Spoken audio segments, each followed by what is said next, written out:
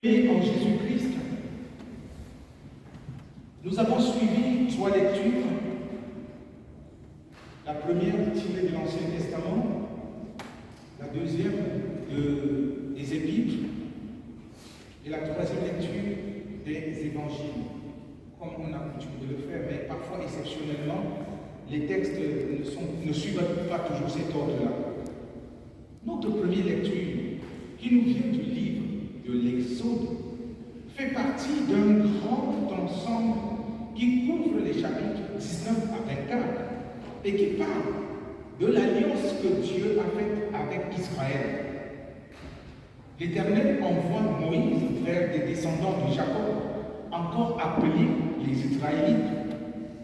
Comme d'habitude, c'est Dieu qui prend l'initiative de la rencontre, établit les clauses de l'alliance et invite le peuple à y entrer. L'Éternel appelle le peuple à l'obéissance de tout ce qu'il prescrit. En d'autres termes, et comme on peut le lire au chapitre 20, si vous voulez continuer la lecture de l'Exode, l'alliance se concrétise par les tables de la loi qu'il donne à Moïse. Au cœur de cette alliance, donc, se trouve la loi. Il faut la respecter scrupuleusement pour rester le peuple que Dieu s'est choisi. Et je nous cite les versets 5 et 6. Maintenant, si vous écoutez ma voix et si vous gardez mon alliance, vous m'appartiendrez personnellement parmi tous les peuples, car toute la terre m'appartient. Vous serez pour moi un royaume de prêtres et une nation sainte. Il y a d'autres traductions qui disent une nation qui m'appartient. Nous voyons, n'est-ce pas, frères et sœurs, dans cette insistance, le fait que le Seigneur mette un accent particulier sur le respect de l'alliance qu'il décline à travers, on est dans le contexte de la loi, à travers les 10 commandements qui sont en Exode 20. Dieu décline ces commandements et invite le peuple à un respect scrupuleux de cette alliance. Il y tient, parce que c'est la condition pour ce peuple, pour lui rester attaché et continuer à rester le peuple élu par lui. Donc cette alliance est quelque chose d'important. Dieu a choisi ce peuple et l'a sorti d'Égypte. Et lorsqu'ils sont au mont Sinaï, il établit les règles qui doivent régir les relations entre lui et le peuple. Pour ceux qui ont lu l'histoire dans l'Exode, vous savez, ce peuple a été rebelle à plusieurs reprises. C'est un peuple au comportement à rebondissement. À chaque fois, il y a des choses qui ne vont pas. Et ça amène, n'est-ce pas, Moïse a fait des allées-et-venues entre le peuple et Dieu. Il est un peu comme une balle de tennis que chacun renvoie de temps en temps. Quand ça ne va pas avec le peuple, on dit, mais ton Dieu nous a sortis d'Égypte pour venir nous faire mourir. Et quand Moïse se présente à l'Éternel, l'Éternel dit, mais voilà le peuple pour lequel tu pries, alors je vais l'exterminer. Moïse est un peu, il est l'intercesseur entre les deux. Et c'est en cela qu'il est chargé d'aller dire au peuple ce qu'il faut pour rester dans les clauses de l'alliance. Et on pourrait se demander, mais pourquoi Dieu tient tant à ce peuple? C'est une question à laquelle je ne peux pas répondre. C'est un choix divin. Tout comme chacun parmi nous peut avoir un choix qui ne se justifie pas. Il y en a qui choisissent de venir au temple. Il y en a qui choisissent de ne pas être là. Il y en a qui ont choisi leur époux ou épouse. On ne peut pas toujours donner des raisons objectives à ce type de choix. Encore et surtout lorsqu'il s'agit de l'Éternel qui est souverain dans sa décision. Et cette alliance aussi, n'est-ce pas, nous rappelle une autre fête que nous venons de célébrer, la fête de Pentecôte. Vous savez, la Pentecôte aussi est un moment de souvenir du don de la loi, n'est-ce pas, au peuple d'Israël. Il ne faut pas qu'on perde cela de vue. Cette fête n'a pas seulement une connotation agricole, mais ça aussi une connotation, n'est-ce pas, de don de la loi, ce qu'on appelle Shavuot. Voilà. Donc, dans cette alliance, nous voyons que Dieu prend l'initiative je t'envoie. Et il est circonscrit vers les descendants de Jacob. Dieu envoie Moïse vers les descendants de Jacob. On les appelle encore les 12 tribus d'Israël. En regardant, vous vous rendrez compte que chacun des fils de Jacob constituait une tribu, sauf Joseph qui, lui, était déporté, déjà vendu en Égypte, et qui a eu 2 fils en déportation que Jacob a adoptés comme les siens. Il y avait Ephraïm et Manassé. C'est pour cela que lorsque vous regardez dans l'histoire, n'est-ce pas, des tribus d'Israël, vous n'allez pas voir une tribu de Joseph, mais vous allez voir plutôt la tribu de Manassé et d'Ephraïm, parce que ce sont des enfants qui l'avaient adopté. Et vous allez aussi vous rendre compte qu'il y a généralement une tribu qui n'avait pas de terre en tant que telle dans la distribution, c'est la tribu de Lévi, parce qu'ils sont devenus des Lévites. Et Moïse, justement, fait partie de cette tribu de Lévi. Pourquoi j'insiste un peu à expliquer cela? C'est pour nous donner de comprendre que quand Dieu envoie Moïse, il ne fait pas de restriction, c'est l'ensemble de ces tribus vers qui il les envoie. Dans notre deuxième lecture, on y voit l'alliance nouvelle qui prend forme avec Jésus-Christ.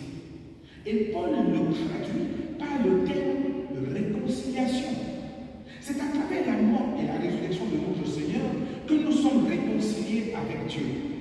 Ce qui signifie que nous étions séparés de Dieu par nos péchés. L'œuvre de la loi n'a pas pu nous délivrer de la colère de Dieu. La survenance ou la venue de Jésus-Christ montre clairement que la loi a échoué.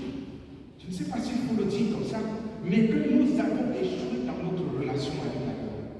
Il ne nous était pas possible de continuer à respecter la loi, puisque la loi avait toujours un côté, tu ne fais pas ceci, tu fais ça, ou tu es condamné, ou tu es mis de côté. Donc la loi était toujours là, un peu avec son caractère d'accusation sans cesse. La loi était là avec son caractère culpabilisant. Mais quand Jésus, lui, il vient, il entre dans cette dimension de nouvelle alliance avec la réconciliation. L'œuvre de la loi qui n'a pas pu nous séparer de la colère de Dieu, Jésus-Christ l'a accompli lui-même. Et il a fallu que ce Jésus fasse don de sa vie à la croix pour que nous ayons la vie. Il a fallu qu'il prenne notre place de pécheur pour nous réconcilier avec le Père. Quelle bonne nouvelle de savoir que l'acte de condamnation qui pesait sur nous a été détruit par l'œuvre salvatrice de Jésus-Christ. Et Paul essaie d'expliquer ça à ceux à qui il a écrit, pour leur dire que c'est par la grâce de Dieu que vous êtes sauvés. Ce n'est pas par l'œuvre de la loi, parce que la loi, personne de nous ne peut s'en sortir. On a toujours ce côté de désobéissance tel que nous ne pouvons pas respecter. La loi est très rigide. Alors que la grâce de Dieu nous accueille là où nous sommes, comme nous sommes. Dieu ne nous condamne pas, il nous accueille. Toi qui es là, Dieu t'accueille avec tes contrariétés, avec tes doutes, avec tes peurs. Mais Dieu t'accueille. Et c'est encore lui qui prend l'initiative de venir. Car Dieu a tant aimé le monde qu'il l'a donné. Ce n'est pas nous qui avons réclamé à Dieu son Fils pour mourir pour nous. Mais Dieu a pris l'initiative de dire, j'aime les hommes et les femmes que j'ai créés à mon image. Alors je prends l'initiative d'envoyer mon Fils aller mourir à la croix à leur place. C'est ce qu'on appelle l'œuvre de la réconciliation. Parce que nous avons toujours eu une vie séparée de Dieu, une vie de péché. Une vie de rejet de tout ce que Dieu veut. Et il a dit, j'envoie mon Fils. Et il faut que nous soyons réconciliés. Frères et sœurs, soyons réconciliés avec Dieu. Si nous ne sommes pas réconciliés avec Dieu, avec le Christ, comment le pourrons-nous avec nos contemporains? Nous serons toujours dans des relations fragiles. Comment le pourrons-nous avec nous-mêmes? Parfois, nous ne nous acceptons pas. Nous nous regardons de manière tellement dure que nous nous disons, ça ne vaut pas la peine, je suis nul, je ne vaux rien. Mais qu'est-ce qui entre en jugement contre nous? C'est le diable qui veut détruire en nous l'image que le Seigneur a placée. Alors Dieu, à travers Jésus-Christ, est venu pour nous réconcilier. Réconcilier. Un peu comme si Jésus tenait la main du Père d'un côté, la nôtre de l'autre, et il disait, maintenant, vous êtes réconciliés. Le Seigneur veut te réconcilier avec lui. Il veut te réconcilier avec le voisin, ton frère, ta soeur, celui avec qui tu ne t'entends pas. Il veut te réconcilier avec toi-même. Quand tu regardes ta vie, à quoi est-ce que cela ressemble? Pourquoi veux-tu continuer à laisser Satan te détruire? Il te donne de savoir dire si tu peux trouver refuge dans l'alcool, dans la drogue ou dans telle chose. Et c'est une fuite en avant. Tourne-toi vers Dieu. Sois réconcilié avec Dieu parce qu'il t'aime. Il n'entrera jamais en jugement. Aujourd'hui, là, nous sommes au temps de la grâce. Il n'entrera pas en jugement contre toi. Mais il veut entrer en dialogue avec toi. Parler avec toi de tes problèmes, de tes peurs, de tes angoisses. Il veut les aborder avec toi. Ma soeur, mon frère, sois réconcilié avec Dieu. Le texte de Matthieu que nous avons lu en troisième lieu s'ouvre au verset 36 du chapitre 9 par ces paroles. À la vue des foules, il fut rempli de compassion pour elles, car elles étaient blessées et abattues comme des brebis qui n'ont point de berger. La compassion, frères et sœurs, est vue dans les évangiles comme ce qui fonde toute initiative de Jésus. Avoir de la compassion, c'est souffrir avec l'autre qui est en peine. C'est en quelque sorte se retrouver dans la peau de celui qui souffre. En souffrant d'aller à la croix à notre place, Jésus-Christ a eu compassion de nous. Il a eu compassion de nous. Le plus souvent, quand quelqu'un souffre, je ne sais pas vous, il peut vous arriver de passer par des situations où vous vous demandez, mais Dieu, où es-tu? Je me pose la question, Dieu, où es-tu? Pour que je souffre tant, pour qu'il y ait tant de mal dans le monde. Alors tu ne vois pas ma douleur, Seigneur. Il arrive qu'on se pose des questions, tu ne vois pas ma peine. Et Dieu de nous répondre, je vis ta peine avec toi. Je l'ai déjà dit ici lors d'une prédication, peut-être. Recevoir Jésus dans sa vie comme Seigneur et Sauveur, ouvrir sa vie, son cœur à l'Esprit de Dieu, signifie que désormais, comme disait Paul, si je vis, ce n'est plus moi qui vis, c'est Christ qui vit en moi. Si donc Christ vit en moi, il a toutes les sensations que j'ai. Je vais prendre un exemple, une image. Je n'ai jamais été enceinte, mais les femmes enceintes m'ont dit, j'ai eu 5 enfants avec mon épouse. Elles me disent souvent. Et même les psychologues et les chercheurs, les médecins disent que lorsqu'une femme est enceinte, l'enfant ressent toutes les émotions de la mère. Ses peurs, ses angoisses, tout ce qu'elle vit, l'enfant les ressent. Même son alimentation et l'alimentation de l'enfant, tout. Mais ça m'a fait donc penser à ce Jésus qui vit en moi. Ça veut dire que pareillement, si Christ vit en moi, toutes mes émotions, toutes mes peurs, il les vit avec moi. Comme cet enfant, ce fœtus, dans le ventre de sa mère. Il ressent des peurs, il ressent des angoisses, il ressent des difficultés. Il les vit au quotidien avec moi, parce qu'il est en moi. Et du coup, la différence avec l'enfant, c'est que l'enfant subit. L'enfant subit. Et ça peut même constituer un danger pour l'enfant. Alors que le Christ, lui, il vit. Et il se constitue gardien, protecteur de celui en qui il vit. C'est la grande différence et c'est la bonne nouvelle. Recevoir Christ dans sa vie, c'est lui ouvrir son cœur et il partage tout ce que nous pouvons vivre, frères et sœurs. Il a eu compassion. Cette compassion est comme l'ADN de Jésus-Christ. Parce qu'il vit tout ce que nous vivons. Il nous porte. Ce Jésus compare dans les foules qui l'entourent aux brebis sans berger. Autrement dit, des brebis en errance. Ces brebis doivent être ramenées dans le troupeau du Père pour former avec les autres un seul grand troupeau dont Jésus sera le berger. Pour cela, il faut prier le maître de la moisson pour qu'il envoie les ouvriers pour rentrer sa moisson.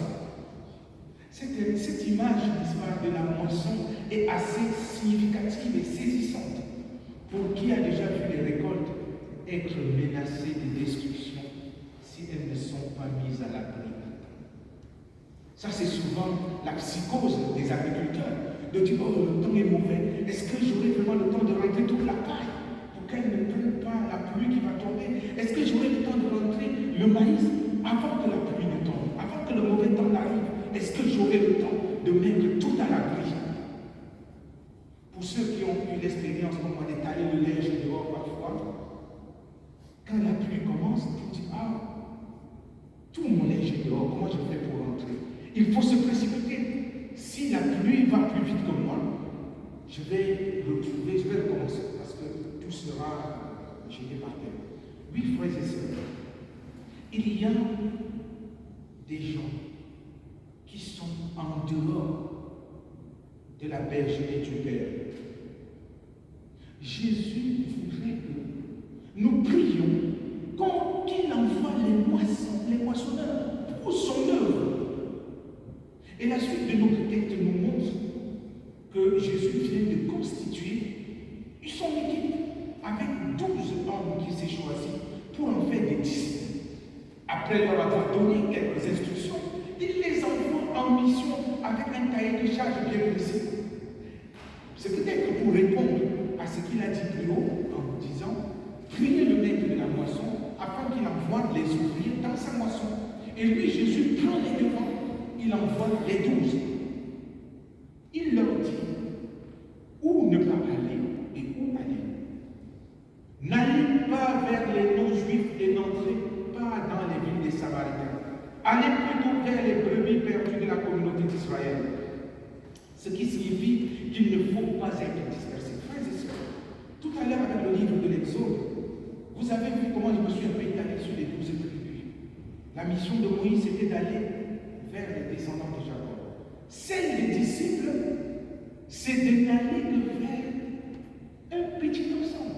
Vous savez, au temps de Jésus, il y a eu ce qu'on appelle, n'est-ce pas, la séparation dans l'histoire de la Bible, pas forcément dans le Dieu, mais dans l'histoire de la Bible, il y a eu séparation de deux royaumes. On est arrivé au schisme, où il y avait le royaume du Nord avec 10 tribus, et le royaume du Sud avec 2 tribus de Juda et la tribu de Benjamin. Mais l'histoire nous apprend que certains Lévites, certains de la tribu de Lévi, puisque c'était eux qui s'occupaient du temple de Jérusalem, étaient restés. Mais la tribu elle-même était rattachée à ce qu'on appelait le royaume du Nord ou le royaume de Samarie. Et ce royaume-là regroupait les 10 autres tribus, parmi lesquels les Samaritains, c'est eux qu'on appelait les Samaritains, c'est-à-dire les plus nombreux, étaient ceux qui avaient exclus. Il y avait les deux. Et Jésus, lui, était la descendante de la famille de Judas, donc de Bethléem. Donc quand Jésus envoie ses disciples, il leur dit, n'allez pas vers les tribus du Nord. Allez plutôt, rester plutôt dans celui des Juifs, comme on les appelle.